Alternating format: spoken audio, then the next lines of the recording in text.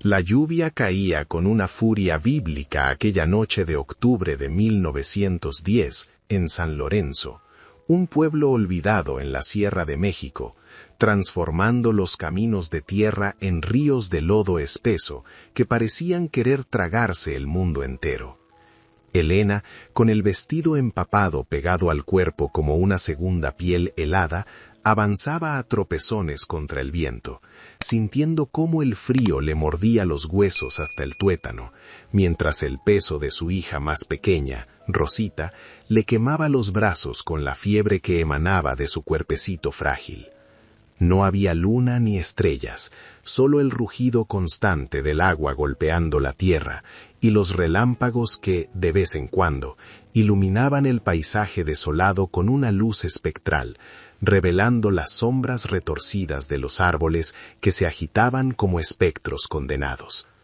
Cada paso era una batalla ganada a la muerte, cada respiración una súplica silenciosa que se perdía en el estruendo de la tormenta, mientras sus otras dos hijas, Lucía y Carmen, se aferraban a sus faldas con manos entumecidas, llorando un llanto que el viento se llevaba antes de que pudiera ser escuchado, por Dios o por los hombres.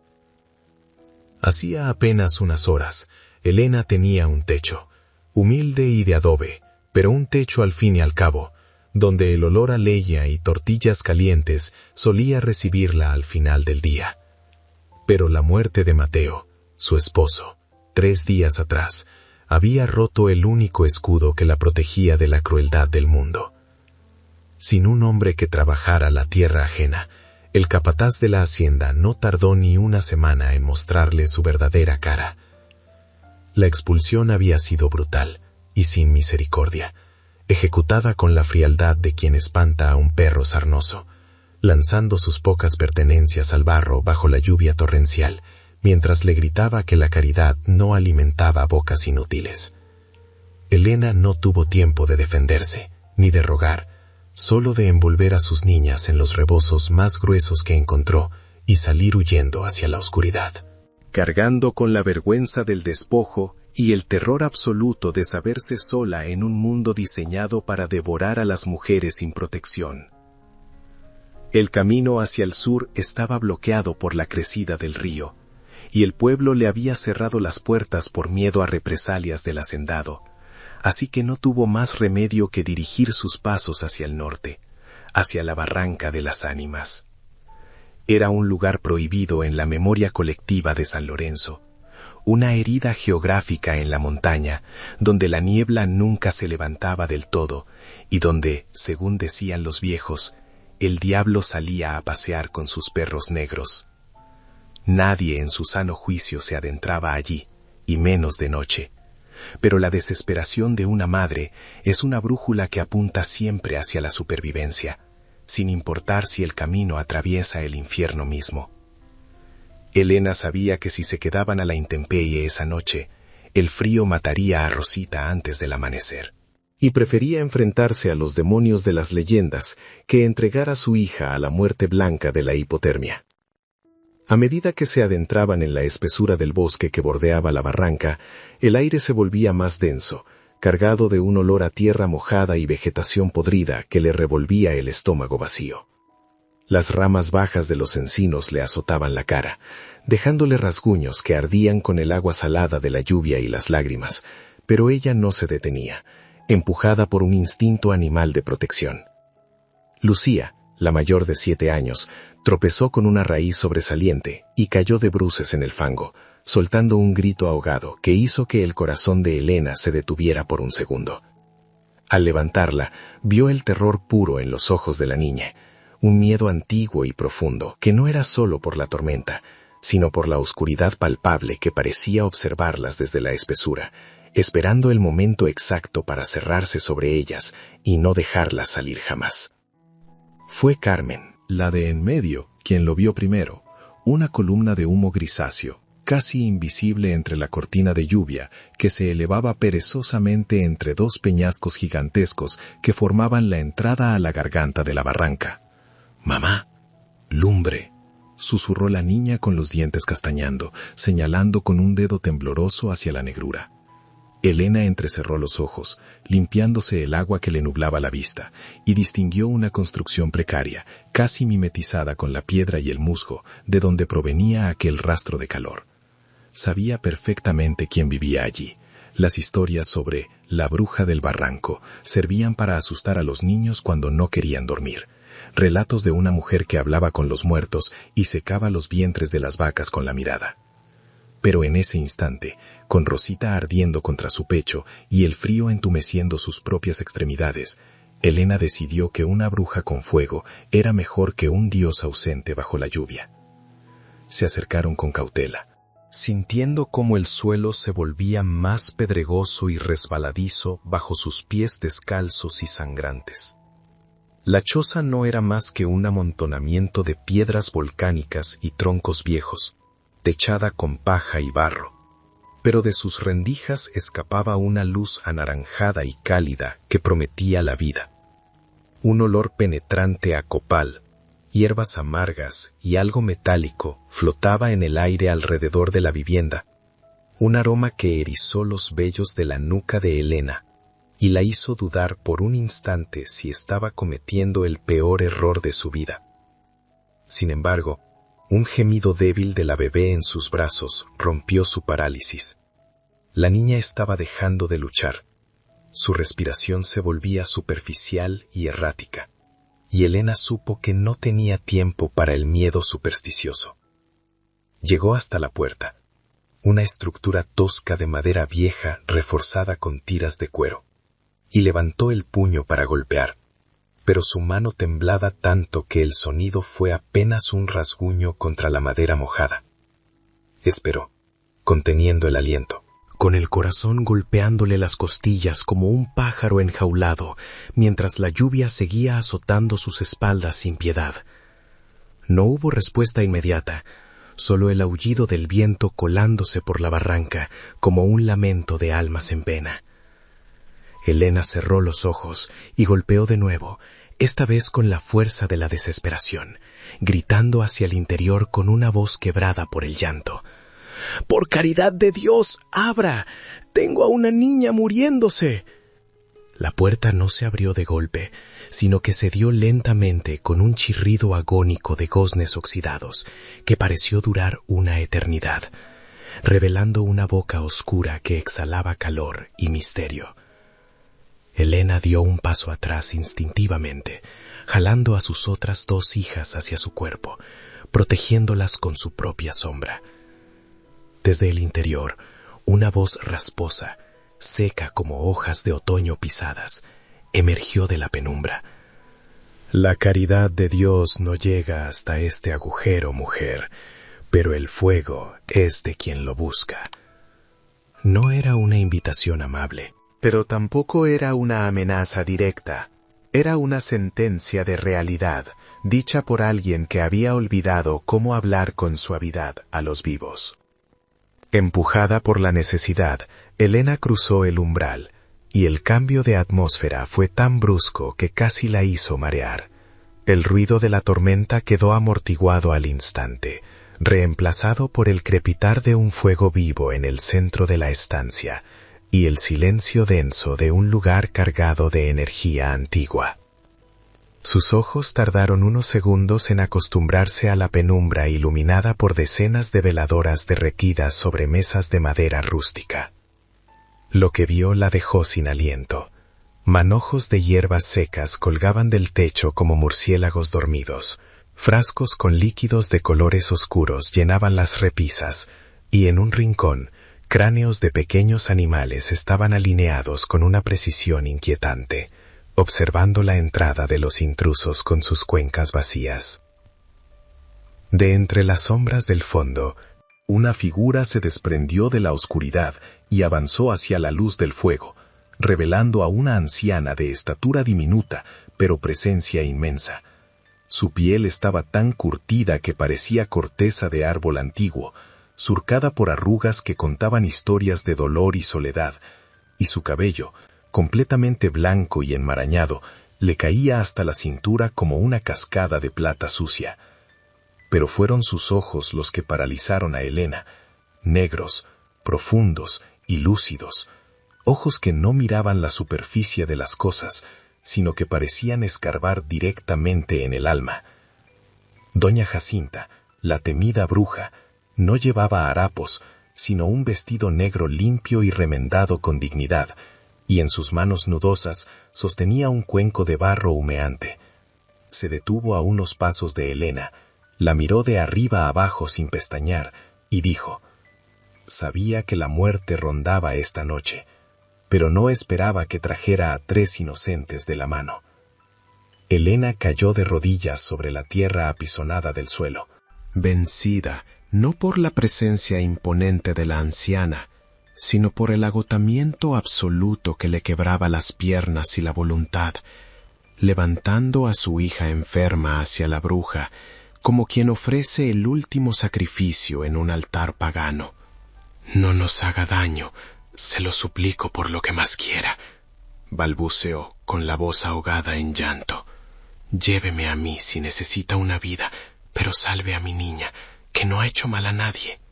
El terror atávico a las historias del pueblo le gritaba que saliera corriendo, que esa mujer le chuparía el aliento a la bebé para rejuvenecerse, pero sus brazos ya no respondían, y su instinto le decía que fuera.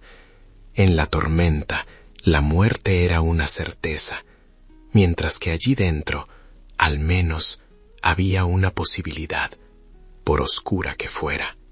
Jacinta no se inmutó ante la súplica dramática. Su rostro permaneció impasible, tallado en piedra, mientras avanzaba cojeando ligeramente, apoyándose en un bastón de madera torcida que parecía haber crecido directamente de su mano. Acercándose a la madre y a la hija con una lentitud deliberada que estiraba el tiempo hasta romperlo. La anciana extendió los brazos, y para sorpresa de Elena, no recitó ningún conjuro maligno ni sacó un cuchillo de obsidiana, sino que tomó a la pequeña Rosita con una firmeza y una delicadeza que contradecían la rudeza de su aspecto y la leyenda negra que la rodeaba. «El daño ya te lo hicieron los vivos allá abajo, mujer. Los muertos y las viejas como yo no somos tu problema ahora», refunfuñó Jacinta con voz áspera, despojando a la bebé de los trapos húmedos con movimientos expertos y rápidos. Elena sintió un vacío helado en el pecho al soltar a su hija, quedándose con las manos vacías y temblorosas en el aire, observando cómo la supuesta bruja acomodaba a la niña sobre una mesa de madera limpia, cerca del fuego, y comenzaba a examinarla con la concentración de un médico, tocando su frente, su pecho y sus pies con dedos largos y nudosos que parecían conocer los secretos ocultos bajo la piel. Jacinta se volvió hacia sus repisas abarrotadas y comenzó a mezclar ingredientes en un mortero de piedra volcánica, murmurando palabras ininteligibles que sonaban como el crujido de ramas secas, mientras el aroma del ambiente cambiaba drásticamente, pasando del olor a humedad y miedo a una fragancia intensa y penetrante de eucalipto, alcanfor y menta salvaje. El sonido rítmico de la piedra contra la piedra, cloc, cloc, cloc, se convirtió en el único latido de la habitación, hipnótico y constante, mientras Elena, paralizada en su lugar, observaba cada movimiento sin atreverse a respirar demasiado fuerte. Las niñas mayores, Lucía y Carmen, se habían agazapado detrás de un montón de pieles de borrego en un rincón, con los ojos desorbitados fijos en las calaveras de animales que parecían vigilarlas desde las alturas, temblando más por el miedo a lo sobrenatural que por el frío que todavía llevaban en los huesos. Con una rapidez sorprendente, la anciana regresó junto a la mesa con una pasta verduzca y untuosa en las manos, que emanaba un calor propio y un olor que despejaba las vías respiratorias con solo estar cerca. Sin pedir permiso ni dar explicaciones, comenzó a frotar el pecho y la espalda de la bebé con el ungüento, sus manos moviéndose en círculos firmes que generaban calor por fricción, mientras la niña, que hasta ese momento había estado en un sopor peligroso, soltó un gemido largo y luego comenzó a toser, un sonido rasposo y húmedo que rompió el silencio sepulcral. «Eso es, saca el mal aire, chamaca», susurró Jacinta, no con dulzura, sino con la satisfacción técnica de quien ve que un mecanismo roto comienza a funcionar de nuevo. Elena sintió que las lágrimas volvían a brotar, pero esta vez eran de un alivio tan doloroso que le quemaba la garganta. Al ver cómo el color ceniciento de la piel de Rosita empezaba a tornarse levemente rosado bajo el resplandor de las velas. La bruja envolvió a la bebé en una manta de lana gruesa y seca, que sacó de un cofre de cedro, y se la devolvió a Elena con un gesto brusco, como si quisiera deshacerse de la carga sentimental del momento. «Ten, manténla cerca del fuego, pero no tanto que se azare. La calentura va a romper antes del amanecer, pero necesita sudar el frío que se le metió hasta el alma», ordenó, dándose la vuelta para atender una olla de barro que borboteaba sobre las brasas. Elena acunó a su hija contra su pecho, sintiendo el calor del cuerpo pequeño y el olor medicinal que ahora la impregnaba, y se dejó caer sentada sobre un banco bajo, incapaz de mantenerse en pie un segundo más. Por primera vez en horas, el sonido de la respiración de Rosita era rítmico, y aunque la fiebre seguía allí, la sensación de muerte inminente se había disipado, expulsada por el olor a hierbas y la autoridad de aquella mujer extraña. Pero el alivio de la madre no borraba el hambre y el terror de las otras dos niñas, que seguían hechas un ovillo en el suelo, observando a Jacinta con la desconfianza de quien mira a un depredador dormido.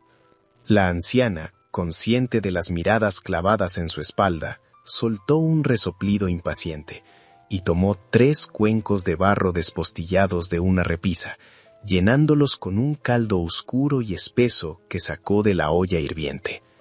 «No tengo dulces ni pan de azúcar para consentir melindres, pero esto levanta a un muerto y calienta las tripas», dijo, extendiendo los cuencos hacia las niñas con una mano temblorosa pero insistente.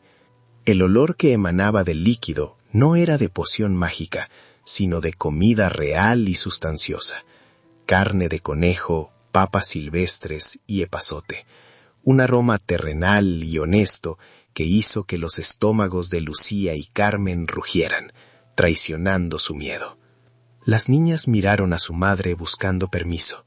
Elena, con un leve asentimiento de cabeza, les indicó que comieran, sabiendo que el orgullo y el miedo eran lujos que no podían permitirse esa noche. Se acercaron con cautela, tomaron los cuencos y, tras el primer sorbo tímido, comenzaron a devorar el contenido con la voracidad de quien lleva días comiendo poco y mal. Jacinta sirvió un cuarto plato y se lo llevó a Elena, obligándola a soltar una mano de la bebé para recibir el alimento. «Come tú también, mujer, que la leche del miedo y del hambre no nutre a nadie», sentenció, sentándose frente a ellas en una silla de mimbre que crujió bajo su peso ligero, observándolas comer con una expresión indescifrable en sus ojos negros, una mezcla de curiosidad antropológica y una tristeza antigua que Elena no supo interpretar. El caldo estaba caliente y picante, y bajó por la garganta de Elena como un río de lava benéfica, despertando sensaciones que había olvidado en medio de la tragedia: la saciedad, el calor interno, la simple y llana comodidad de tener algo en el estómago. Mientras comía, observó la choza con otros ojos. Lo que antes le habían parecido instrumentos de tortura y brujería, ahora se revelaban como herramientas de una vida solitaria y autosuficiente. Las hierbas no eran para envenenar, sino para curar. Los cráneos no eran trofeos macabros, sino restos limpios de la naturaleza. Y el silencio de Jacinta no era hostilidad, sino la costumbre de alguien que ha pasado décadas hablando solo con el viento y las sombras. La casa no era un antro del mal, era un refugio construido contra un mundo que no la quería. Usted no es lo que dicen en el pueblo. se atrevió a susurrar Elena, bajando el cuenco vacío, sintiendo que debía romper el silencio denso que se había instalado entre el crepitar del fuego y el aullido de la tormenta afuera. Jacinta soltó una risa seca, un sonido breve y carente de alegría que pareció raspar las paredes de piedra. ¿Y qué dicen en el pueblo? ¿Que me como a los niños? ¿Que bailo con el diablo en las noches de luna?, preguntó con sarcasmo, inclinándose hacia adelante de modo que la luz del fuego acentuara las profundas líneas de su rostro. La gente necesita monstruos, niña, para no tener que mirar la maldad que llevan ellos mismos dentro. Es más fácil culpar a la vieja del barranco de que se seque la milpa, a admitir que la sembraron mal, o que Dios se olvidó de ellos. La verdad de esas palabras golpeó a Elena con la fuerza de una bofetada. Ella misma había sido víctima de esa misma maldad humana hacía apenas unas horas, expulsada y juzgada por quienes se decían gente de bien. Se miraron a los ojos, la viuda joven y la bruja vieja, y en ese cruce de miradas se estableció un pacto tácito de reconocimiento mutuo, de dos parias que el destino había arrojado a la misma orilla en medio de la tempestad. Jacinta se levantó con esfuerzo, indicando un rincón donde había apiladas varias pieles limpias y mantas. «Duerman», ordenó, apagando algunas de las velas con un soplido rápido.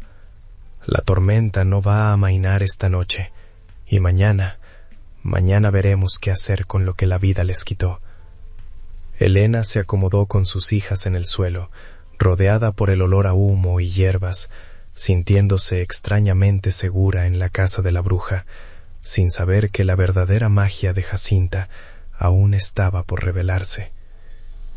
Amaneció no con el sol radiante, sino con una claridad gris y lechosa que se filtraba perezosamente por las rendijas de madera, revelando el polvo que danzaba en el aire quieto de la choza como partículas de tiempo suspendido. Elena despertó con el cuerpo entumecido por la dureza del suelo, aunque las pieles de borrego habían amortiguado lo peor del frío nocturno, y por un instante, en esa confusión pegajosa entre el sueño y la vigilia, pensó que estaba de vuelta en su cama de adobe junto a Mateo. Pero el olor penetrante a salvia quemada y la visión de los manojos de hierbas secas colgando sobre su cabeza la trajeron de golpe a la realidad. Era una viuda desterrada, durmiendo en el suelo de la mujer más temida de la región, mientras afuera la tormenta se había transformado en una llovizna persistente y silenciosa que empapaba el mundo. Se incorporó de un salto, con el corazón galopando por el miedo repentino de haber descuidado a su hija enferma durante el sueño, y se arrastró hasta el bulto de mantas donde descansaba la pequeña Rosita. Al tocar la frente de la bebé, un sollozo de alivio se le escapó de la garganta. La piel, que la noche anterior ardía como brasas, ahora estaba fresca y húmeda, cubierta por una fina capa de sudor que marcaba el fin de la fiebre asesina.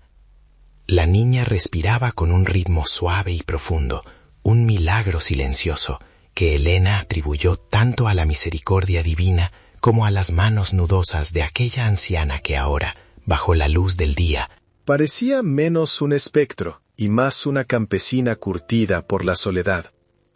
Jacinta ya estaba despierta, o quizás nunca había dormido, sentada en un banco bajo junto al fogón donde las brasas aún brillaban con un rojo moribundo, deshojando con paciencia infinita unas ramas de epazote, que llenaban la estancia de un aroma picante. No se volvió cuando Elena se movió, pero su voz rasposa rompió el silencio matutino con la naturalidad de quien retoma una conversación interrumpida hace años. La fiebre se rompió cuando el gallo cantó a lo lejos. La muerte vino, olió la ruda y decidió que no le gustaba el sabor de esta casa. Había un pragmatismo brutal en sus palabras, una falta total de sentimentalismo, que, extrañamente, hacía que Elena se sintiera más segura que con todas las promesas vacías de compasión que había recibido en el pueblo. Las niñas mayores, Lucía y Carmen, Comenzaron a removerse bajo las mantas, despertando a un mundo desconocido y extraño. Con los ojos muy abiertos, absorbiendo cada detalle de esa vivienda que parecía sacada de un cuento antiguo. Ya no había terror en sus miradas, solo una curiosidad cautelosa, esa capacidad infantil de adaptarse a lo imposible cuando la supervivencia está en juego. Miraban los frascos de vidrio llenos de líquidos ámbar y las piedras de río alineadas en el suelo como si fueran juguetes prohibidos. Jacinta, sin dejar su tarea, señaló con la barbilla hacia una olla de barro que reposaba sobre una piedra plana cerca del fuego. «Ahí hay atole de masa. Sírvanse antes de que se haga engrudo, que no estoy para desperdiciar comida en melindres». El desayuno fue silencioso, apenas roto por el sonido de las cucharas de madera raspando los cuencos de barro y el crepitar ocasional de la leña que Jacinta alimentaba metódicamente. El atole, espeso y sin azúcar, tenía un sabor a tierra y maíz tostado que llenaba el estómago y calentaba la sangre. Una comunión primitiva con lo básico de la vida. Elena observaba a la anciana de reojo, tratando de descifrar el misterio de su hospitalidad.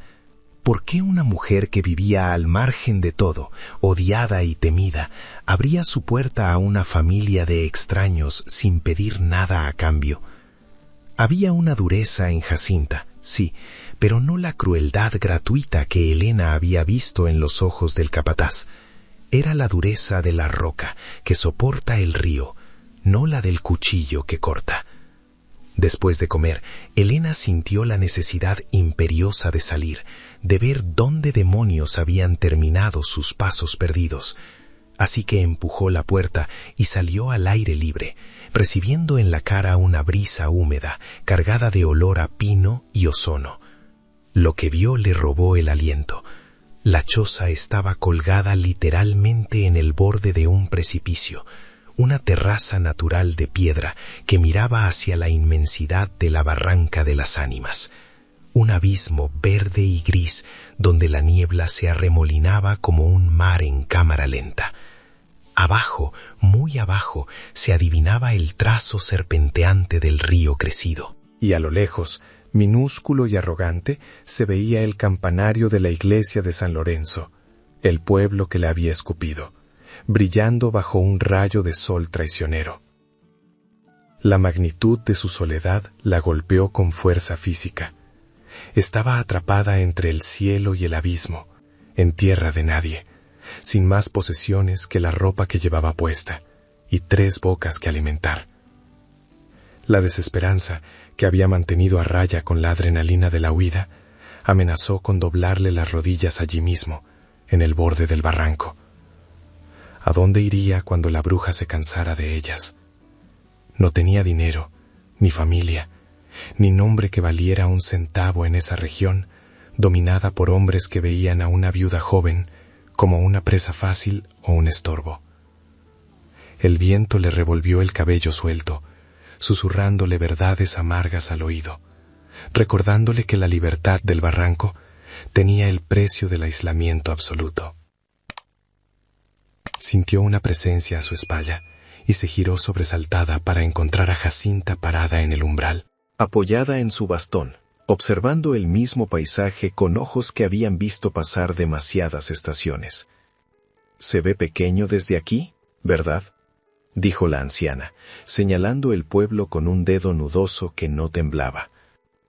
Sus leyes, sus chismes, sus pecados. Desde esta altura no son más grandes que hormigas peleando por una migaja de pan podrido. Elena asintió, secándose una lágrima furiosa que se le había escapado. Pero esas hormigas tienen mi vida, doña Jacinta, tienen mi casa, mis recuerdos y el futuro de mis hijas. Aquí arriba puedo respirar, pero no puedo vivir de aire. Jacinta soltó un resoplido, que podría haber sido una risa o un lamento, y se acercó a Elena cojeando, clavando sus ojos oscuros en los de la joven madre con una intensidad que quemaba. Tu vida no la tienen ellos, mujer. Tu vida la traes puesta, y la traes en los brazos, dijo, golpeando el suelo con su bastón para enfatizar cada palabra.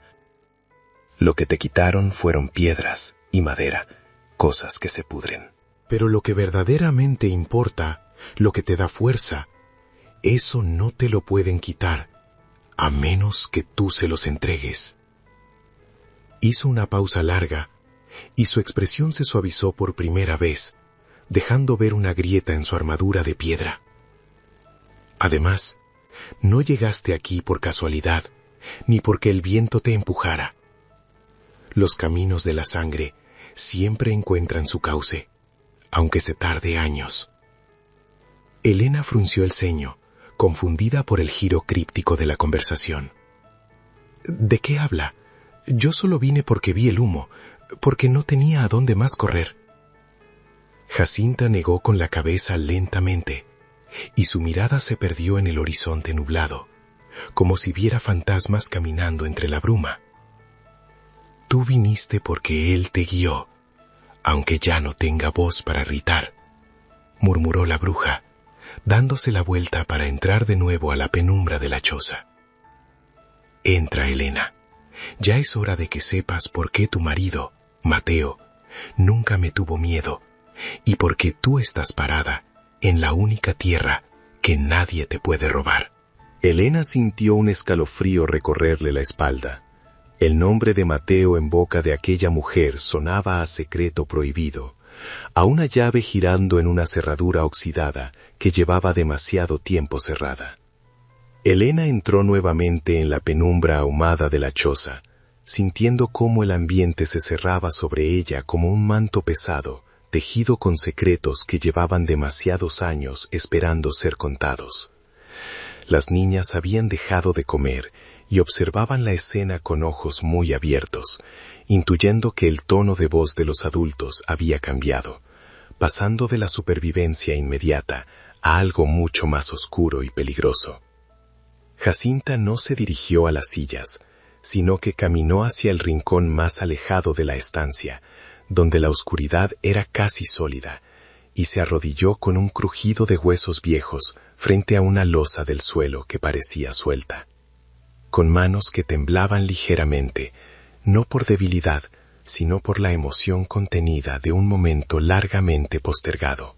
La anciana movió la piedra y extrajo un objeto envuelto en trapos de lana apolillada, tratándolo con una reverencia que no había mostrado ni por sus hierbas ni por sus calaveras, como si estuviera desenterrando el corazón mismo de la montaña. Regresó a la mesa y depositó el bulto frente a Elena, retirando las capas de tela con lentitud exasperante, hasta revelar una caja de madera oscura, tallada toscamente con símbolos que parecían marcas de ganado o firmas antiguas, desgastada por el tacto de muchas manos y el paso implacable de las décadas. No era un cofre de tesoro de cuentos de hadas, no tenía cerraduras de oro ni incrustaciones de piedras preciosas. Era un objeto humilde y funcional, impregnado de un olor a cedro viejo y papel rancio.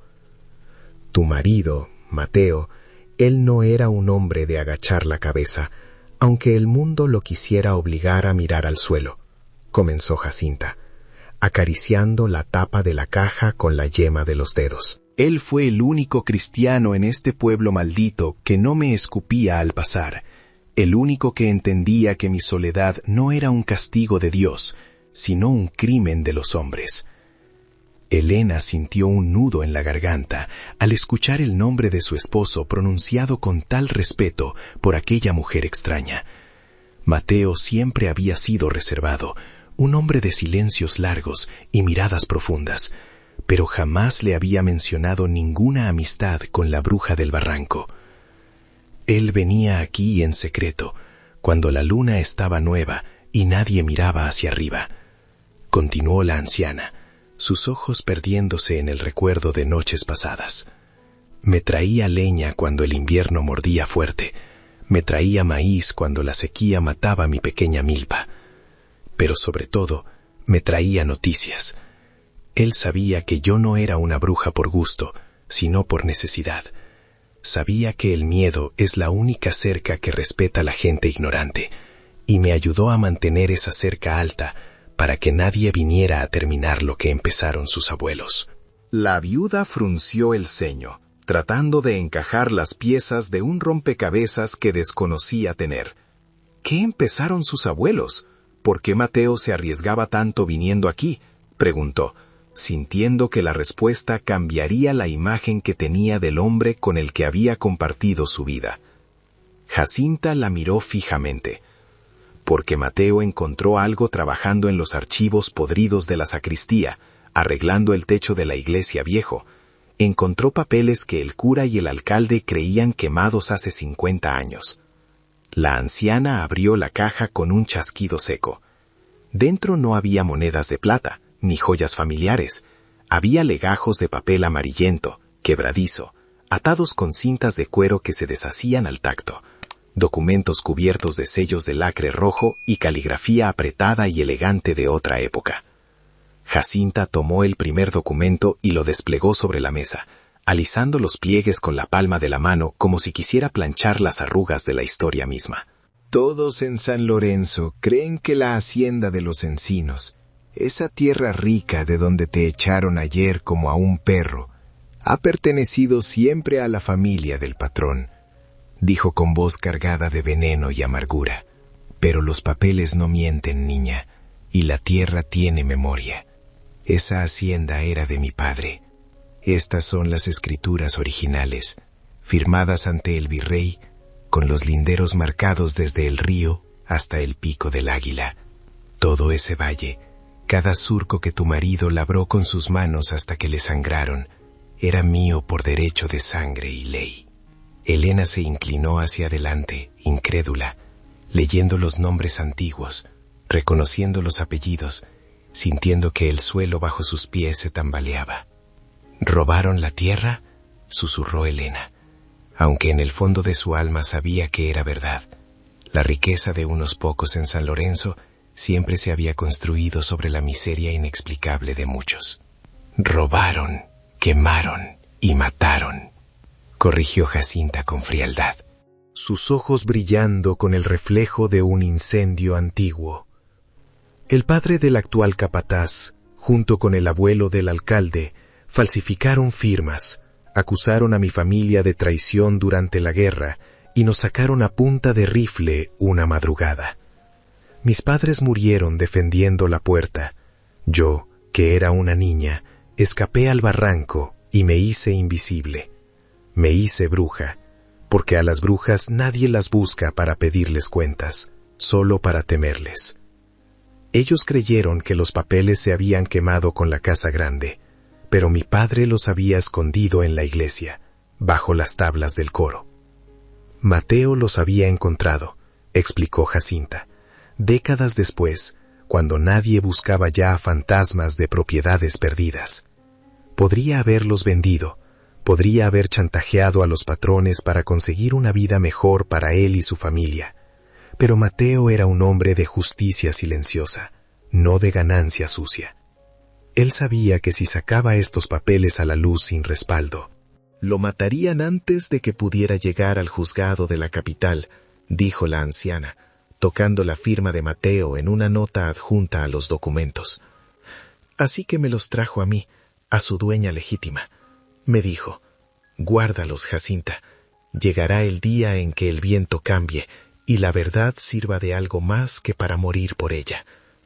Él estaba esperando el momento correcto, Elena, pero la fiebre se lo llevó antes de que pudiera ver caer a los ladrones. Elena miró los papeles con una mezcla de fascinación y horror. Tenía en sus manos la prueba de un crimen fundacional, la razón por la que ella era pobre y otros ricos. La causa de que sus hijas durmieran en el suelo, mientras los usurpadores dormían en camas de plumas. Pero también tenía en sus manos una sentencia de muerte. Si bajo con esto al pueblo, me matan antes de llegar a la plaza, dijo, sintiendo cómo el miedo volvía a cerrarle la garganta. El capataz no va a permitir que una viuda muerta de hambre le quite todo lo que cree que es suyo. Jacinta asintió, reconociendo el peligro, pero no retiró los documentos. Al contrario, empujó la caja hacia Elena con un gesto definitivo, como quien pasa un arma cargada a un soldado en la trinchera. Tú tienes algo que yo nunca tuve y que a Mateo se le acabó. Motivos que gritan más fuerte que el miedo, sentenció la bruja, señalando con la cabeza a las 3 niñas que dormían o escuchaban en la penumbra. Yo soy vieja, mis huesos ya son parte de este barranco, y mi guerra terminó hace mucho. Solo quería sobrevivir. Pero tú tienes 3 vidas que defender. Esos hombres te quitaron el techo, te quitaron al marido y te quitaron la dignidad. ¿Vas a dejar que se queden también con la verdad? ¿Vas a dejar que tus hijas crezcan creyendo que nacieron para ser esclavas en la tierra que les pertenecen? Las palabras de Jacinta no eran un consejo, eran un desafío, una brasa ardiente colocada directamente en el centro del pecho de Elena. La joven madre tomó el legajo de escrituras, sintiendo la textura rasposa del papel viejo, y por primera vez desde que Mateo murió, sintió algo distinto al dolor y la desolación. Sintió ira, una ira fría, calculada y poderosa. Miró a Rosita, que dormía plácidamente gracias a la medicina de la bruja. Miró a Lucía y Carmen, sucias y asustadas, y luego miró hacia afuera, hacia la dirección donde quedaba la hacienda robada. «No sé leer leyes, doña Jacinta», dijo Elena, levantando la vista con ojos que ya no estaban húmedos por el llanto, sino secos por la determinación. «Pero sé lo que es mío, y si Mateo guardó esto para el momento correcto, entonces tal vez el momento no es cuando el viento cambia, sino cuando una madre se cansa de agachar la cabeza». Aquella noche no hubo sueño para Elena, solo una vigilia febril junto al fuego moribundo, con los documentos apretados contra el pecho, como si fueran un escudo capaz de repeler las balas y el olvido. Leía y releía los nombres escritos con tinta ferrogálica, trazando las líneas de los linderos descritos en el papel, y en cada palabra encontraba un pedazo del alma de Mateo, entendiendo por fin los silencios largos de su marido y esas miradas de preocupación que le lanzaba cuando creía que ella no lo veía. No había sido indiferencia ni falta de amor, sino el peso aplastante de un secreto peligroso que cargaba solo para no ponerla en riesgo a ella. Había vivido como un peón, sabiendo que tenía la llave para derrocar reyes, esperando el momento justo que la muerte le arrebató antes de tiempo. Ahora, sentada en el suelo de tierra de la bruja, Elena sentía que el duelo se transformaba en algo sólido y afilado, una herramienta de guerra que usaría para reclamar no solo la tierra, sino la memoria de un hombre bueno. Jacinta, sentada en su mecedora de mimbre al otro lado del fogón, observaba a la joven madre con una satisfacción silenciosa, viendo cómo la viuda asustada que había entrado arrastrándose bajo la lluvia se iba endureciendo por minutos, fraguándose al calor de la indignación. La anciana sabía que sus propios días estaban contados.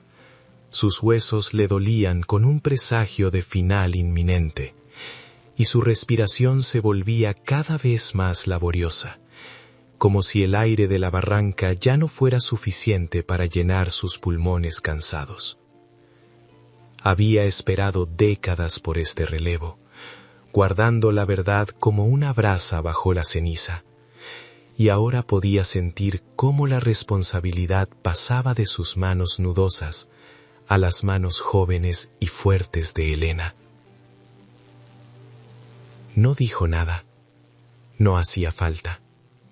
El crujido de la leña y el silbido del viento eran los únicos testigos de ese traspaso de poderes que ocurría en la penumbra. Cuando el amanecer finalmente rompió sobre la barranca de las ánimas, lo hizo con una calma sobrenatural que contrastaba violentamente con la furia de la tormenta anterior. El cielo se despejó, revelando un azul hiriente y limpio, y el sol comenzó a beberse la humedad de la tierra, levantando columnas de vapor que daban al paisaje un aspecto onírico. El silencio era absoluto, roto apenas por el goteo de los árboles y el canto tímido de algún censontle que se atrevía a saludar al día. Elena se levantó con el cuerpo dolorido, pero la mente clara. Despertó a sus hijas con suavidad y las llevó afuera para lavarse la cara con el agua helada que se había acumulado en los huecos de las piedras.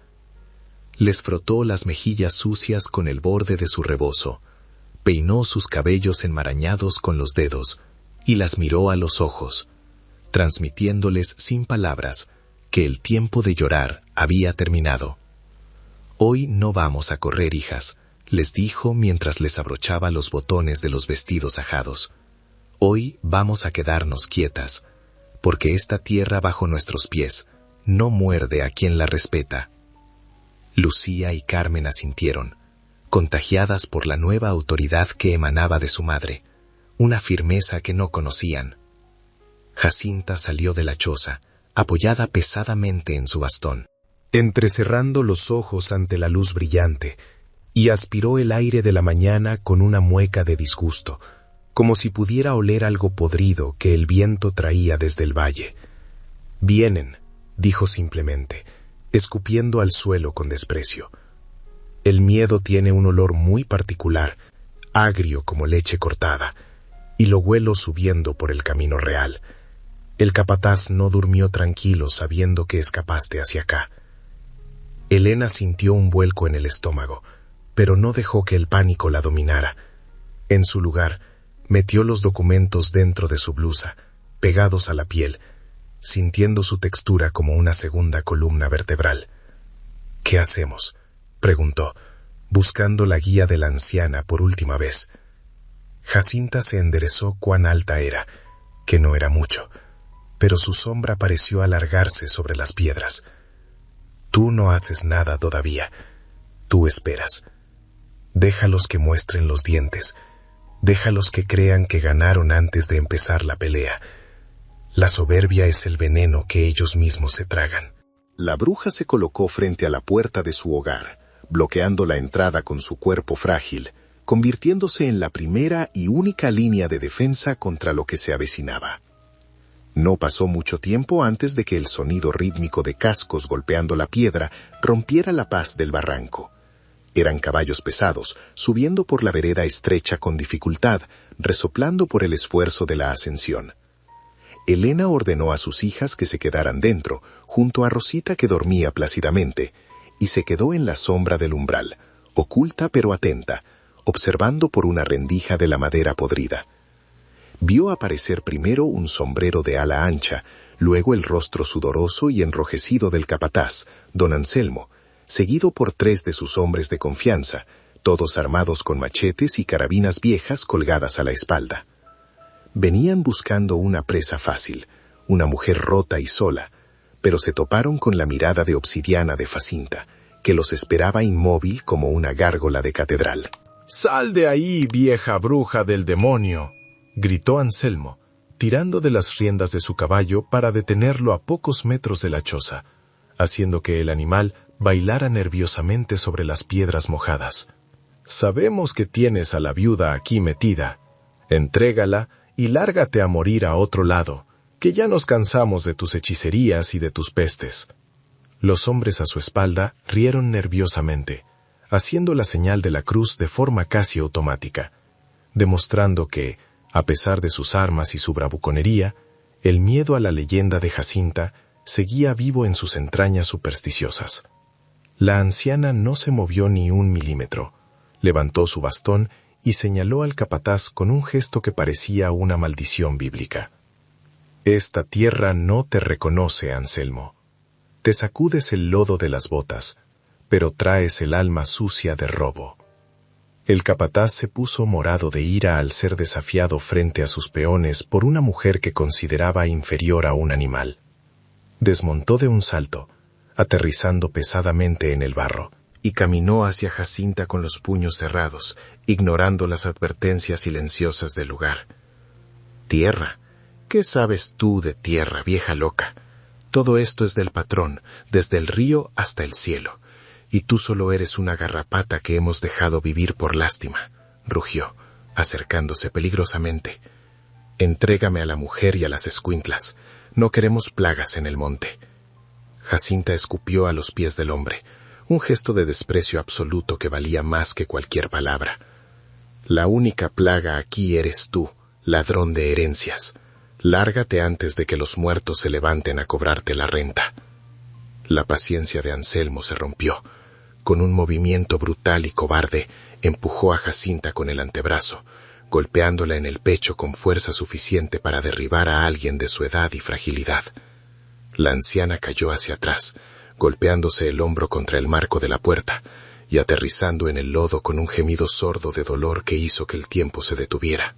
Desde el interior de la choza se escuchó el grito agudo de terror de las niñas al ver caer a su protectora. Y ese sonido, ese llanto de inocencia violada, fue el detonante que hizo estallar la presa dentro de Elena.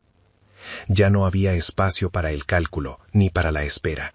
Ver a la mujer que había salvado a su hija tirada en el suelo por la brutalidad de un hombre sin honor encendió una furia ciega y blanca en su sangre. Elena salió de la penumbra de la choza no como una viuda suplicante, sino como una furia vengadora, cruzando el umbral con pasos largos y firmes, ignorando el barro que manchaba sus pies descalzos. No llevaba armas, no llevaba cuchillos, pero en su mano derecha apretaba los documentos antiguos con tanta fuerza que los nudillos se le pusieron blancos. Se plantó frente al capataz, que aún miraba con desdén a la anciana caída, y su presencia fue tan repentina y tan cargada de energía eléctrica que el hombre retrocedió un paso por instinto, sorprendido. Elena no bajó la mirada. Clavó sus ojos en los de él, y con una voz que retumbó en las paredes del cañón, amplificada por la acústica de la montaña, gritó: «No vuelvas a tocarla, y no te atrevas a hablar de dueños, porque el único ladrón que pisa esta tierra eres tú». El capataz parpadeó, estupefacto, ante la transformación de la mujer que creía derrotada, y soltó una carcajada nerviosa que sonó hueca en la vastedad del barranco, intentando recuperar el control de una situación que se le escapaba de las manos como arena seca. «¿Papeles? ¿Me vas a amenazar con papeles viejos, mujer estúpida?», se burló, dando un paso amenazante hacia ella, con la mano rozando la empuñadura de su machete. «Aquí arriba la única ley es la que dicto yo, y la que marca el filo de mi acero. Esos trapos sucios no valen ni para prender la estufa». Pero había un temblor imperceptible en su voz, una grieta de duda que se abrió al ver que Elena no retrocedía ni un milímetro. Sostenida por una fuerza invisible que parecía emanar de la tierra misma bajo sus pies descalzos. Elena no se dignó a responderle con insultos. En su lugar, alzó los documentos hacia el cielo gris, dejando que el viento agitara las hojas amarillentas y quebradizas, exponiendo los sellos de lacre rojo y las firmas elaboradas ante los ojos de todos los presentes. «¡Miren bien!», gritó, su voz clara y cortante sobreponiéndose al murmullo del viento. «Aquí está la firma del virrey. Aquí están los linderos marcados desde antes de que tu padre robara la primera hectárea. Esta tierra tiene nombre y apellido, y no es el tuyo, Anselmo. La autoridad de la letra escrita, en un mundo donde pocos sabían leer, pero todos respetaban el poder casi mágico de los documentos oficiales, cayó sobre los hombres del capataz como un mazo pesado, sembrando la inquietud en sus miradas esquivas.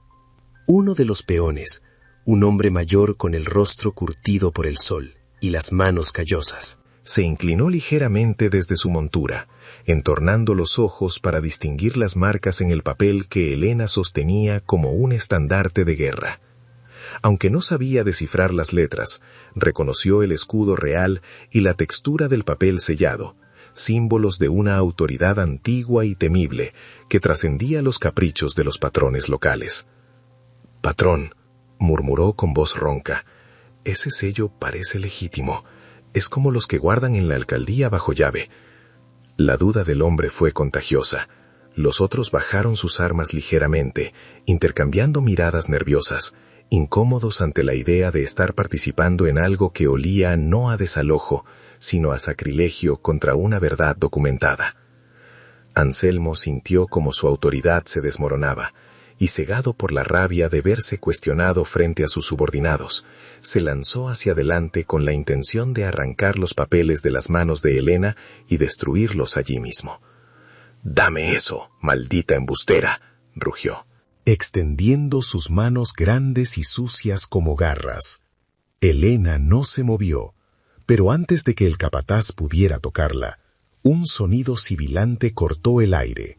Jacinta, desde el suelo, había levantado su bastón y golpeado la espinilla del hombre con una precisión y una fuerza sorprendentes para su estado. El capataz aulló de dolor y tropezó, cayendo de rodillas en el barro, quedando a la altura de la viuda, quien lo miró desde arriba con una frialdad que helaba la sangre. «Tócala, y te juro por mis muertos que se te secará la mano antes de que llegue la noche», siseó Jacinta, incorporándose lentamente con la dignidad de una reina destronada, limpiándose el lodo del vestido sin dejar de clavar sus ojos negros en el hombre arrodillado. La amenaza, dicha en ese lugar cargado de leyendas y sombras, tuvo un efecto paralizante. Anselmo se quedó inmóvil, respirando agitadamente, atrapado entre su violencia frustrada y el terror supersticioso que la anciana inspiraba. Fue en ese momento de tensión suspendida cuando el sonido de voces y pasos apresurados comenzó a subir por el camino, rompiendo el aislamiento del drama que se desarrollaba en el borde del precipicio. No eran refuerzos para el capataz, sino un grupo heterogéneo de habitantes del pueblo que, alertados por el paso furioso de los hombres armados y movidos por una mezcla de curiosidad mórbida y preocupación latente, habían decidido seguir el rastro hasta la barranca. Eran mujeres con rebozos, ancianos y algunos hombres de campo, gente que llevaba años sufriendo los abusos silenciosos de la hacienda y que ahora, al ver la escena, el capataz arrodillado ante la viuda y la bruja, los papeles ondeando al viento, comprendieron instintivamente que algo monumental estaba ocurriendo. Se detuvieron en el límite del claro, jadeantes por la subida, formando una audiencia silenciosa y expectante que inclinaba la balanza del poder con su sola presencia. Helena aprovechó el momento, girándose hacia la gente recién llegada, mostrando los documentos como quien muestra una reliquia sagrada. «¡Ustedes lo conocen!», exclamó, señalando a Anselmo con un dedo acusador. «Saben cómo les cobra el agua, cómo les roba parte de la cosecha, cómo los trata como animales. Pues sepan que lo hace en tierra robada. Esta hacienda pertenece a doña Jacinta por herencia y sangre, y estos papeles lo prueban». Un murmullo recorrió la multitud, un sonido bajo y peligroso como el de un panal alborotado. La verdad, dicha en voz alta y a la luz del día, tenía el poder de romper el hechizo de resignación que había mantenido al pueblo sometido durante décadas. Anselmo se puso de pie tambaleándose, con el rostro rojo de humillación y barro, buscando apoyo en sus hombres, pero se encontró solo. Los jinetes habían retrocedido, alejándose de él como si su desgracia fuera contagiosa. La vergüenza pública, en un pueblo pequeño donde el honor es la única moneda real, era una herida de la que no se recuperaría fácilmente. «Esto no se queda así. Voy a traer al juez. Voy a...», balbuceó. Pero sus amenazas sonaron vacías, desprovistas del terror que solían inspirar. La mirada colectiva del pueblo, cargada de juicio y desprecio, pesaba más que cualquier arma que pudiera desenfundar. «Vete, Anselmo», dijo Helena con una voz tranquila, casi suave, pero con una finalidad absoluta. «Vete y dile a tu patrón que la viuda del barranco ya no tiene miedo. Dile que vamos a bajar al pueblo, y no vamos a pedir limosna, vamos a exigir justicia». El capataz miró a su alrededor, vio los rostros cerrados de la gente, vio la determinación de hierro en los ojos de Helena y la sonrisa enigmática de Jacinta, y supo que había perdido. Sin decir una palabra más, montó en su caballo con torpeza, espoleó al animal y desapareció por el camino cuesta abajo, seguido por sus hombres que cabalgaban con la cabeza gacha, dejando atrás un silencio que ya no era de miedo, sino de victoria. Cuando el sonido de los cascos se desvaneció, la tensión que mantenía erguida a Elena se rompió de golpe, y sus piernas temblaron bajo el peso de la adrenalina que abandonaba su cuerpo. Se volvió hacia Jacinta y le tendió la mano para ayudarla a mantenerse firme, sintiendo la piel fría y frágil de la anciana bajo sus dedos.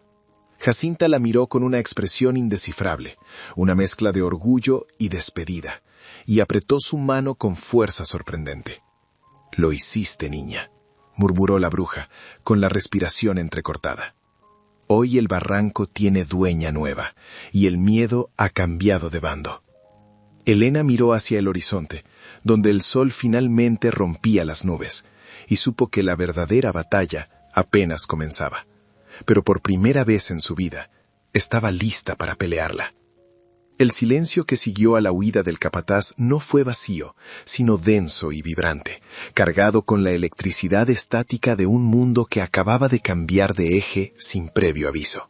Los pobladores de San Lorenzo, hombres y mujeres que habían subido la cuesta esperando presenciar una tragedia o un linchamiento, ahora miraban a Elena con una mezcla de reverencia supersticiosa y esperanza cruda, como si al verla desafiar al poder hubieran recuperado una parte de su propia columna vertebral. Nadie se atrevió a aplaudir, ni a vitorear. El momento era demasiado solemne para el ruido, así que uno a uno se fueron acercando, tocando suavemente el hombro de la viuda, o asintiendo con la cabeza hacia Jacinta, sellando un pacto silencioso de protección mutua que valía más que cualquier contrato firmado ante notario.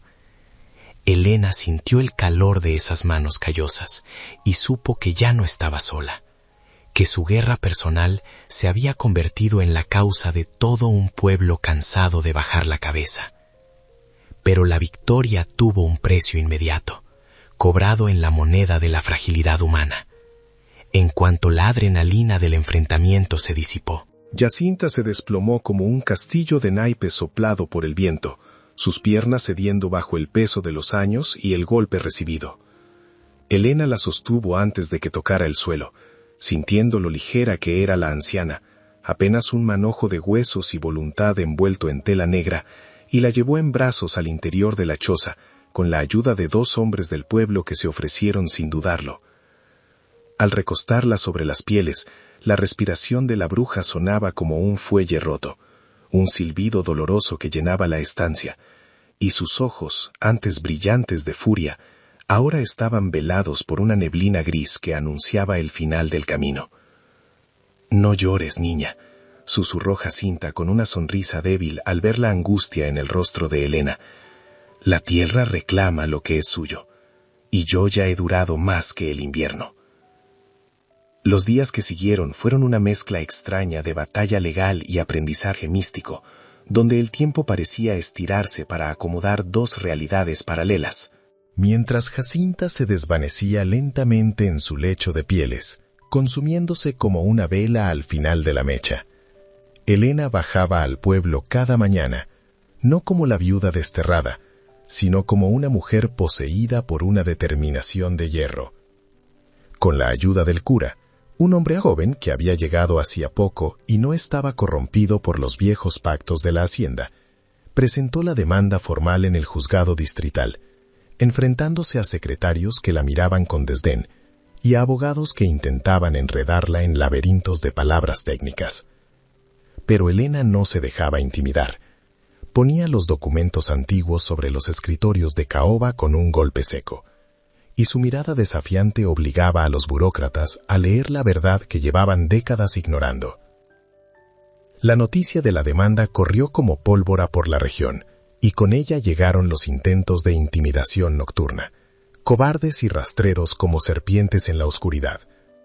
Una noche, una piedra rompió la única ventana de la choza, envuelta en un papel con amenazas de muerte. Otra madrugada, encontraron una gallina degollada en el umbral, un mensaje claro de brujería inversa, destinado a sembrar el pánico. Pero Elena no retrocedió, y para sorpresa de los agresores, tampoco lo hizo el pueblo. Los vecinos organizaron guardias voluntarias al pie de la barranca, hombres armados con machetes y linternas que patrullaban los senderos, convirtiendo el hogar de la bruja en una fortaleza inexpugnable, defendida por la solidaridad de los que no tienen nada que perder. La soledad, que había sido la maldición de Jacinta durante 40 años, se rompió definitivamente, reemplazada por una comunidad que encontraba en esa choza el símbolo de su propia resistencia. Mientras la batalla rugía afuera, dentro de la choza ocurría una transformación más silenciosa y profunda. Jacinta, sabiendo que su tiempo se agotaba, dedicó sus últimas fuerzas a verter todo su conocimiento en Elena, como quien trasvasa un licor precioso de un recipiente roto a uno nuevo. Entre accesos de tos y fiebres, le enseñó a distinguir las hierbas que curan de las que matan. Le mostró cómo leer las nubes para predecir la helada y le explicó los ciclos de la tierra que los ingenieros agrónomos de la hacienda ignoraban. «La tierra no es muda, Elena», le decía con voz quebrada, obligándola a tocar el suelo frío de la cueva trasera donde guardaba sus medicinas. «La tierra habla con quien sabe escuchar. Te dice cuándo tiene sed, cuándo le duele el arado y cuándo está lista para parir vida. Si la tratas como a una esclava, te dará hambre. Si la tratas como a una madre, te dará abundancia». Elena absorbía cada palabra, cada gesto, descubriendo en sí misma una vocación que había estado dormida bajo años de domesticidad forzada. Sus manos, antes acostumbradas solo a lavar ropa y hacer tortillas, aprendieron a mezclar ungüentos, a entablillar patas de animales heridos y a preparar infusiones para bajar la fiebre, ganándose el respeto de las mujeres del pueblo que empezaron a subir al barranco no por morbo, sino buscando cura para sus males. La bruja del barranco estaba muriendo, pero en su lugar estaba naciendo la curandera de los encinos, una figura que no inspiraba terror, sino una confianza reverencial. Las niñas, Lucía y Carmen, también aprendían, corriendo por el monte buscando árnica y gordolobo, perdiendo el miedo a la oscuridad y encontrando en la naturaleza un patio de juegos infinito y sagrado. El invierno llegó con una ferocidad inusual aquel año, cubriendo la barranca con un manto de escarcha blanca que hacía crujir los árboles, pero dentro de la choza el fuego nunca se apagaba. La salud de Jacinta se deterioró rápidamente en diciembre. Sus periodos de lucidez eran cada vez más cortos, y pasaba horas hablando con personas invisibles, llamando a sus padres muertos y pidiendo perdón a fantasmas que solo ella veía. Una tarde gris, en medio de una nevisca ligera, la anciana llamó a Elena con un gesto imperioso de su mano descarnada. «Ya vienen por mí, niña», susurró, con una claridad repentina que heló la sangre de la viuda. «No tengas miedo de la muerte. Es solo quitarse un zapato que aprieta. Pero prométeme una cosa. No dejes que me entierren en el camposanto del pueblo, bajo la tierra de los que me escupieron. Entiérrame aquí, mirando al barranco, donde el viento no tiene dueño». Elena le prometió con lágrimas en los ojos, sosteniendo la mano fría de su mentora, sintiendo cómo el pulso se volvía un hilo delgado y frágil. Esa noche, la última noche, Jacinta no sufrió. Se quedó dormida escuchando el sonido del viento en los pinos y simplemente dejó de respirar cuando la madrugada pintó el cielo de un violeta profundo. No hubo agonía, solo una transición suave, como una hoja seca que se desprende de la rama y cae al suelo en silencio. Elena cerró los ojos de la anciana, le lavó el rostro con agua de rosas y la vistió con su mejor vestido negro, peinando su cabello blanco por última vez con una ternura de hija. El llanto de Rosita rompió el silencio de la muerte, un recordatorio brutal y hermoso de que la vida seguía girando, implacable y voraz. El entierro de Jacinta fue el evento más extraño y conmovedor que San Lorenzo había visto jamás. No hubo cura oficial, pues la iglesia seguía recelosa, pero el pueblo entero subió al barranco. Hombres, mujeres y niños formaron una procesión silenciosa por el camino empinado, llevando flores silvestres, velas y ofrendas de comida, desafiando el frío y la autoridad para despedir a la mujer que habían demonizado en vida. Cavaron la tumba en el lugar exacto que ella había pedido, en el borde del precipicio. Y mientras bajaban el cuerpo envuelto en sábanas de lino, Helena tomó la palabra. No con rezos latinos, sino con la verdad desnuda que Jacinta tanto valoraba. Aquí descansa la guardiana de la verdad, dijo con voz firme, la mujer que nos enseñó que la dignidad no se pide, se arranca. Que su memoria sea tan dura y eterna como estas piedras. Con la muerte de Jacinta, algo terminó y algo comenzó irrevocablemente. La batalla legal por la hacienda aún no había concluido. Los abogados del patrón seguían interponiendo recursos y apelaciones, intentando agotar a Helena por cansancio y falta de dinero. Pero cometieron el error de subestimar la herencia que la anciana había dejado. No oro, sino conocimiento y legitimidad moral. Helena no se rindió. Vendió remedios, tejió mantas y el pueblo la sostuvo, pagando los gastos del juicio con colectas dominicales, convirtiendo su causa en la causa de todos. Y mientras los papeles viajaban lentamente hacia la capital del estado, la viuda y sus hijas se quedaron en el barranco, no como refugiadas, sino como las guardianas de un legado que estaba a punto de cambiar la historia de la región para siempre. La primavera llegó a San Lorenzo no con flores suaves, sino con un calor seco y polvoriento que presagiaba tiempos de cambio, mientras la espera del veredicto final se estiraba como una cuerda de violín a punto de romperse. Helena continuaba su vida en el barranco, pero cada día que pasaba, su mirada se clavaba con más insistencia en el valle, hacia los techos rojos de la hacienda de los encinos, que brillaban con una arrogancia que ya no le daba miedo, sino asco. El pueblo vivía en un estado de suspensión ansiosa. En las cantinas y en los lavaderos no se hablaba de otra cosa que de la guerra de los papeles, y hasta el aire parecía vibrar con la electricidad de lo inevitable. Los abogados del patrón habían intentado sobornos, amenazas y trampas legales, pero la atención pública que el caso había generado en la capital, alimentada por la leyenda de la viuda y la bruja, había blindado el proceso contra la corrupción habitual, forzando a los jueces a mirar la ley y no el apellido.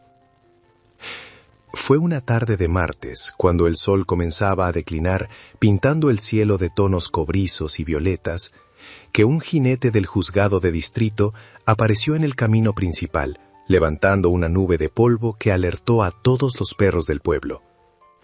No era un peón ni un matón a sueldo, sino un secretario judicial con traje negro y maletín de cuero, sudando la gota gorda bajo el clima implacable de la sierra. Helena, avisada por el repique de las campanas de la iglesia que el cura hizo sonar como señal convenida, bajó del barranco seguida por sus hijas y una comitiva de vecinos que crecía a cada paso, formando un río humano que desembocó en la plaza central justo cuando el funcionario desmontaba frente a la alcaldía.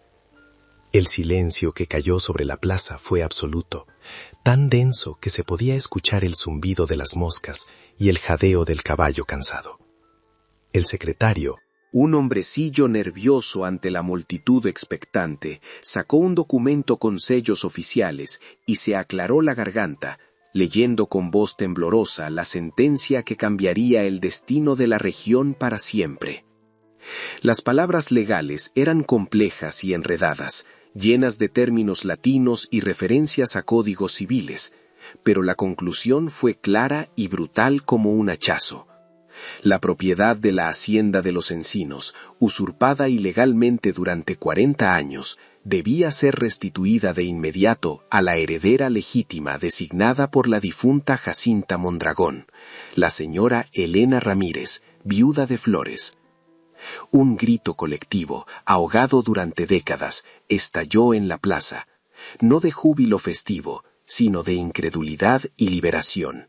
Un sonido gutural que hizo temblar las ventanas del Palacio Municipal, donde el alcalde, aliado del patrón, se escondía tras las cortinas cerradas. Pero una cosa es lo que dice un papel, y otra muy distinta es mover a un hombre que se cree dueño del mundo, don Fausto. El patrón de la hacienda recibió la noticia atrincherado en la casa grande, rodeado de sus últimos hombres leales, y jurando que solo lo sacarían de allí con los pies por delante. La tensión escaló rápidamente, cuando Elena, con la sentencia en la mano y el pueblo a su espalda, caminó hacia las puertas de hierro forjado de la hacienda, decidida a tomar posesión de lo que la ley y la justicia divina le habían otorgado. Al llegar a la entrada, se encontró con los portones cerrados con cadenas y a hombres armados en los muros, una imagen que recordaba a los tiempos de la Revolución, un último intento desesperado de la tiranía por mantener su control mediante el miedo y la pólvora. Elena se detuvo frente a las rejas, separada de la opulencia robada por unos barrotes fríos, y miró a los hombres armados no con súplica, sino con una lástima profunda. «Abran la puerta», dijo con voz calmada, amplificada por el silencio tenso del atardecer. «El hombre que les paga ya no tiene con qué pagarles. Esta tierra ya no es suya, y si disparan, no estarán defendiendo una propiedad, estarán cometiendo un asesinato ante los ojos de Dios y de la ley». Los guardias vacilaron.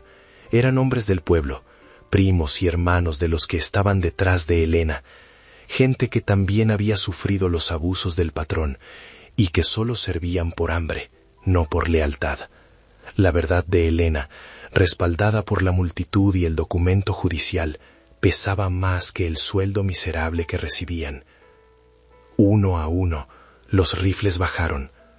El jefe de la guardia, un hombre viejo que había conocido a Mateo, miró hacia la casa grande donde don Fausto se escondía cobardemente, escupió al suelo con desdén y sacó un juego de llaves de su cinturón. «Ya estuvo suave», murmuró, acercándose a las cadenas. El sonido del metal cayendo al suelo resonó como el tañido de una campana de libertad, y las puertas se abrieron con un gemido pesado, permitiendo que Elena y sus hijas cruzaran el umbral prohibido por primera vez en sus vidas. No como sirvientas, ni como intrusas, sino como dueñas. El camino de grava blanca que conducía a la casona crujía bajo sus pies descalzos, un sonido que marcaba el fin de una era de silencio y el comienzo de una nueva historia, escrita con la tinta de la dignidad. Don Fausto salió al porche, pálido y tembloroso, despojado de su arrogancia habitual, reducido a un anciano asustado, que veía cómo su imperio de naipes se desmoronaba ante la realidad. No hubo violencia, no hubo linchamiento. La sola presencia masiva y silenciosa del pueblo fue suficiente para aplastar cualquier intento de resistencia. El hombre que había ordenado desalojos y había robado tierras durante años, tomó un caballo y algunas maletas apresuradas, y abandonó la propiedad bajo la mirada de cientos de ojos que lo juzgaban, sin decir una palabra, condenado al exilio y al olvido, el castigo más cruel para quien vive de la vanidad.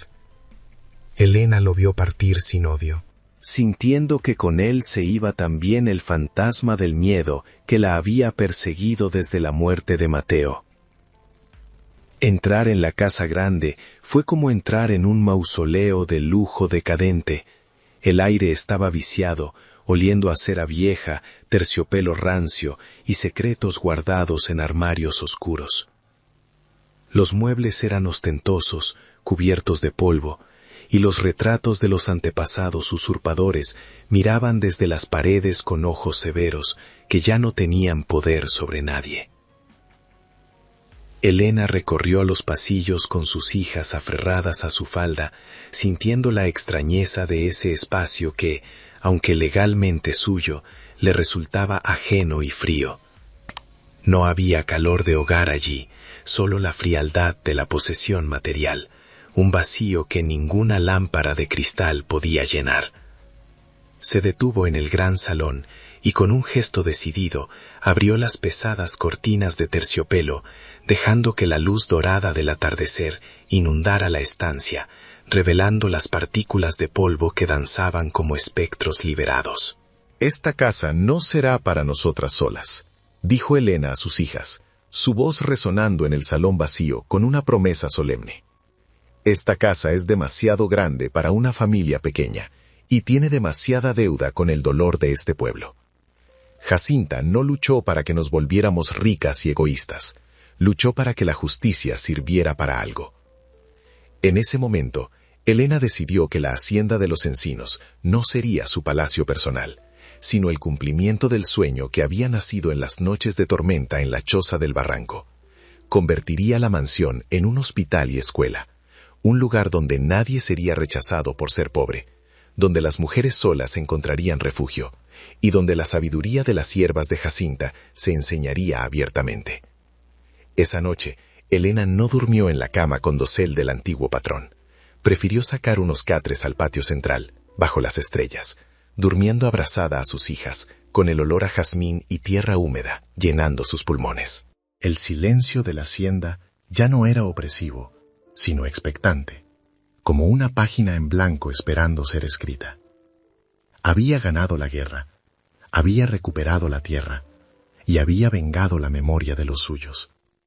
Pero sabía que lo más difícil venía ahora: construir algo nuevo sobre las ruinas del pasado. Demostrar que el poder no tiene por qué corromper, y que el dolor, si se siembra con amor, puede dar una cosecha de esperanza que alimente a generaciones enteras. Elena cerró los ojos, y por primera vez en meses, no soñó con tormentas ni huidas, sino con campos verdes y puertas abiertas. Los meses siguientes a la toma de posesión fueron un torbellino de polvo, cal y sudor, donde el tiempo se medía no en horas, sino en habitaciones recuperadas de la oscuridad. Elena lideró la transformación de la hacienda con la misma determinación con la que había cruzado la tormenta, cambiando el vestido de luto por ropa de faena, trabajando hombro a hombro con los albañiles y carpinteros que bajaban del pueblo para borrar las huellas del antiguo régimen. Se arrancaron los tapices apolillados que olían a encierro y vanidad.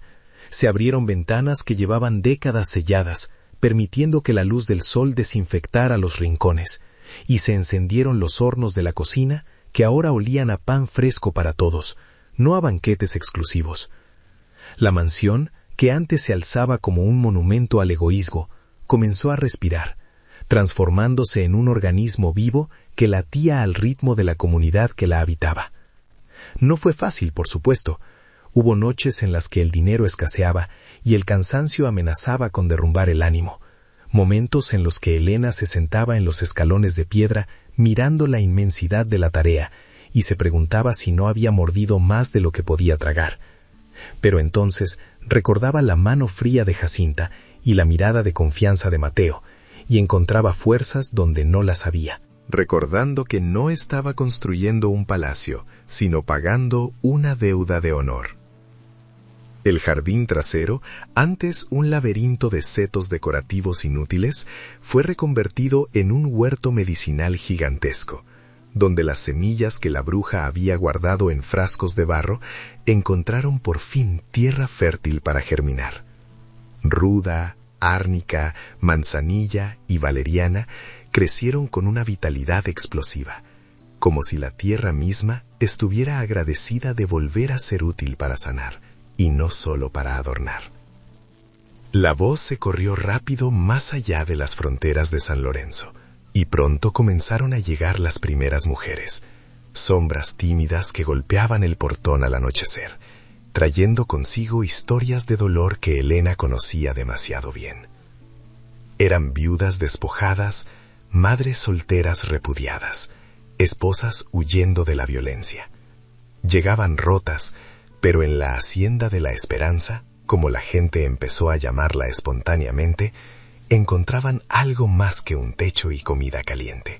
Encontraban dignidad. Elena las recibía sin preguntas invasivas, les daba tareas en el huerto o en la cocina, y poco a poco veía cómo la luz volvía a sus ojos, cómo las espaldas encorvadas se enderezaban, y cómo el miedo dejaba paso a una sororidad inquebrantable que se tejía entre fogones y telares. Sus propias hijas, Lucía, Carmen y la pequeña Rosita, crecieron libres en aquel entorno, lejos de la vergüenza de la pobreza extrema, pero conscientes del valor del trabajo. Ya no eran las niñas asustadas que se escondían detrás de las faldas de su madre. Ahora corrían por los pasillos con risas que espantaban a los viejos fantasmas de la casa, aprendiendo a leer con el maestro rural que Elena había contratado y a curar con las enseñanzas que su madre les transmitía. Verlas seguras, con los estómagos llenos y el futuro abierto, era la mayor recompensa para Elena.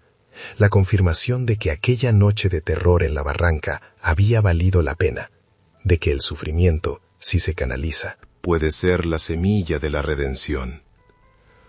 Hubo una tarde en particular que marcó el punto de no retorno, un momento pequeño pero cargado de simbolismo que selló la paz de Elena con su pasado.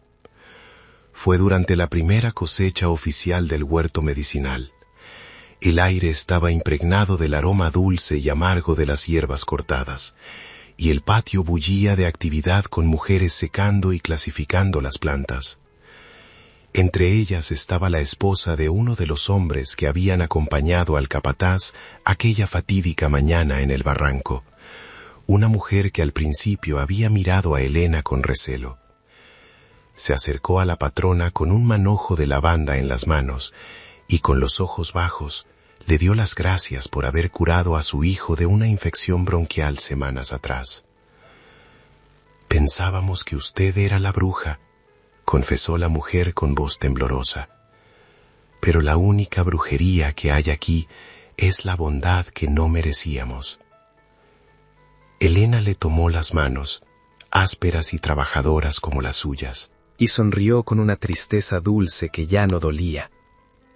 «La bondad no se merece, se practica», respondió, sintiendo que en ese perdón implícito se cerraba una herida antigua. No buscaba ser santa ni mártir, solo quería romper la cadena de odio que había asfixiado al pueblo durante generaciones. Esa noche se permitió un momento de soledad en el despacho del antiguo patrón, ahora convertido en su oficina de administración, donde los libros de cuentas ya no reflejaban ganancias abusivas, sino inversiones en salud y educación. Se sirvió una copa de vino, se sentó frente a la chimenea y brindó en silencio con las sombras danzantes. «Lo logramos, viejo», susurró al vacío, imaginando a Mateo sentado en el sillón de cuero desgastado frente a ella. Casi podía sentir su olor a tabaco y madera, casi podía ver esa sonrisa torcida que él ponía cuando las cosas salían bien contra todo pronóstico. Mateo nunca pisó la hacienda como dueño, nunca vio a sus hijas correr por los jardines prohibidos, pero estaba allí, en cada viga restaurada, en cada enfermo curado, en cada injusticia reparada. Su muerte no había sido en vano, había sido la llave que abrió la jaula, el sacrificio necesario para que la verdad saliera a la luz. Elena lloró, pero no fueron lágrimas de viuda desconsolada, sino de una mujer plena que se despide del dolor para abrazar la memoria. El cambio de estación trajo consigo un otoño dorado, y con él la certeza de que el proyecto era sólido y perdurable. La hacienda ya no era un experimento ni una curiosidad, era el corazón pulsante de la región. Los campesinos ya no temían mirar a los ojos a los capataces, porque sabían que tenían un refugio y una aliada en la casa grande. Los salarios justos que Elena pagaba obligaron a los otros terratenientes a subir los suyos para no quedarse sin mano de obra, provocando una revolución silenciosa y económica que mejoró la vida de cientos de familias, sin disparar una sola bala más. La viuda y la bruja habían logrado lo que años de revueltas armadas no consiguieron: justicia social nacida de la tierra misma. Sin embargo, Elena nunca olvidó el barranco. Cada domingo, sin falta, subía sola por el sendero empinado, hasta la vieja choza que se mantenía en pie como un templo de resistencia. desafiando al viento y al tiempo. Limpiaba la tumba de Jacinta, le ponía flores frescas y se sentaba un rato en el borde del precipicio, dejando que sus piernas colgaran hacia el vacío, escuchando el mismo silencio que la había recibido aquella noche de tormenta.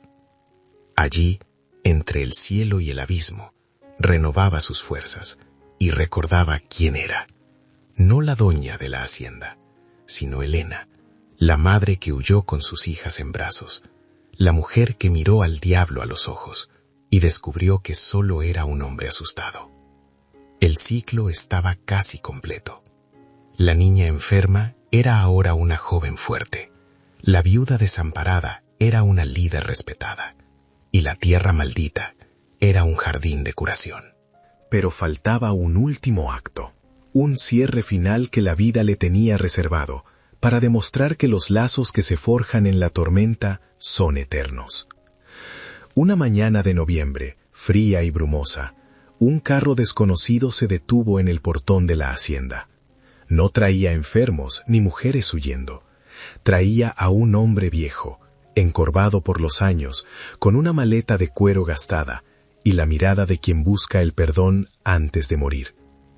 Era el antiguo juez del pueblo, el que había firmado los primeros desalojos décadas atrás, viniendo a entregar el último secreto que la caja de Jacinta no contenía. El anciano juez se sentó en la silla con un crujido de huesos que resonó en el despacho silencioso, depositando su maleta sobre el escritorio como quien deposita un cadáver. No venía a litigar, ni a amenazar. Sus ojos acuosos, velados por cataratas y culpa, evitaban la mirada directa de Elena, perdiéndose en los rincones de la habitación que él mismo había visitado décadas atrás para legitimar el robo de la hacienda. «No vengo como autoridad, señora Elena», dijo con voz temblorosa, arrastrando las palabras como piedras pesadas. «Vengo como un hombre que ya siente el aliento de la muerte en la nuca y no quiere presentarse ante el Creador con las manos tan sucias». Abrió la maleta con dedos torpes y extrajo, no un documento legal, sino un sobre pequeño, manchado de humedad y tierra, sellado con una cera que Elena reconoció al instante, porque tenía el color del lacre que Mateo usaba para marcar los sacos de semilla. Su marido, Mateo, continuó el juez, empujando el sobre hacia ella a través de la caoba pulida. Él vino a verme 3 días antes de morir. No solo encontró las escrituras viejas, vino a pedirme que hiciera lo correcto, que detuviera el desalojo que el patrón planeaba contra usted si él faltaba. Elena sintió que el aire abandonaba sus pulmones. Mateo había intentado protegerla hasta el último segundo, enfrentándose al poder con nada más que su palabra. Yo lo eché, por cobardía, por dinero, y confisqué esta carta que él quería dejarle en caso de que no pudiera volver. La he guardado todos estos años, quemándome en el bolsillo, y hoy, viendo lo que usted ha construido, sé que no tengo perdón, pero quizás pueda tener un poco de paz si se la entrego. Elena tomó el sobre con manos que temblaban más que durante el enfrentamiento en el barranco, rompiendo el sello con un cuidado reverencial. El papel crujió, liberando ese olor indescriptible a tiempo detenido, y la caligrafía de Mateo, firme y angulosa, bailó ante sus ojos llenos de lágrimas. No era una carta de despedida triste, ni un testamento de bienes materiales. Era una carta de fe. Elena, leía en silencio, si lees esto, es porque ya no estoy para cubrirte de la lluvia. Pero no tengas miedo. Siempre supe que tú eras más fuerte que yo, que tenías dentro una tormenta capaz de limpiar este valle. No busques a otro hombre para que te salve. Sálvate tú, y salva a nuestras hijas, porque la tierra reconoce a quien la ama, no a quien la posee. Las lágrimas cayeron sobre el papel, mezclándose con la tinta antigua, pero no eran lágrimas de dolor, sino de una liberación absoluta. Durante todo ese tiempo, Elena había cargado con la duda de si Mateo habría aprobado su guerra, si él habría querido que ella se enfrentara a tantos peligros. Ahora tenía la respuesta en sus manos. Él no solo lo aprobaba, él lo había profetizado. Levantó la vista hacia el juez, que esperaba la condena con la cabeza gacha, y vio en él no a un monstruo, sino a una víctima más del miedo, un hombre pequeño aplastado por engranajes que no supo detener.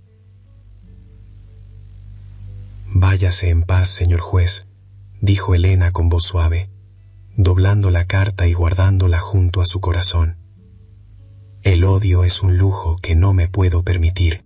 Y usted ya se ha castigado suficiente con su propia memoria.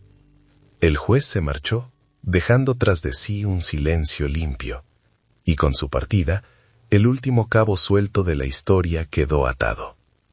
Los años pasaron sobre San Lorenzo, no con la pesadez de antes, sino con la fluidez de las estaciones que traen y llevan vida. Las hijas de Elena crecieron. Lucía se convirtió en la maestra de la escuela que fundaron en el ala este de la hacienda. Carmen se hizo cargo de los cultivos y la administración, demostrando una astucia comercial que ningún patrón anterior había tenido.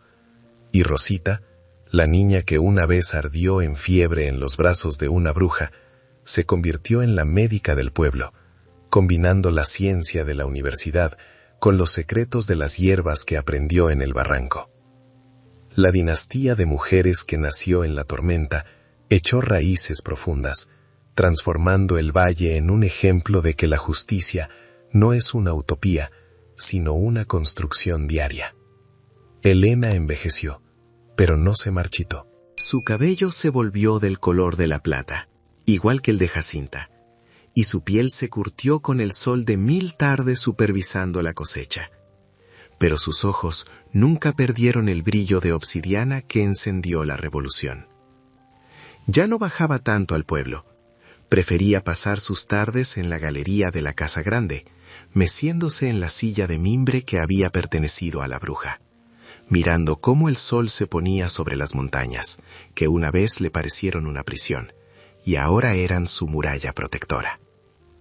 La gente subía a verla no para pedirle milagros, sino consejos, y ella siempre les decía lo mismo: no le teman a la lluvia, porque es la única que sabe lavar las heridas de la tierra, para que algo nuevo pueda crecer. La leyenda de la viuda del barranco se suavizó con el tiempo, convirtiéndose en un cuento que las abuelas contaban a sus nietos frente al fuego, una historia sobre cómo el amor de una madre puede doblar la mano del destino. La choza en el precipicio se mantuvo intacta, cuidada por la familia como un santuario sagrado. Nadie volvió a vivir allí, pero siempre había velas encendidas y flores frescas en la tumba de Jacinta, recordando a todos que la luz más brillante a veces nace en la oscuridad más profunda. Elena sabía que pronto se reuniría con Mateo y con la vieja maestra, pero no tenía prisa. Disfrutaba de la paz que había ganado a pulso, escuchando el risoteo de sus nietos corriendo por los jardines, donde antes solo había silencio y miedo. Una tarde de octubre, exactamente 50 años después de aquella noche de fuga, el cielo se oscureció con nubes de tormenta idénticas a las del pasado. Elena, sentada en su porche, sintió el olor a ozono y tierra mojada, y en lugar de buscar refugio, cerró los ojos y sonrió, dejando que las primeras gotas frías le mojaran la cara. Ya no había dolor, ni hambre, ni incertidumbre, solo la satisfacción inmensa de haber cumplido. Había tomado el destino roto que le entregaron, y lo había zurcido con hilos de oro y coraje, creando un tapiz que abrigaría a su descendencia por generaciones.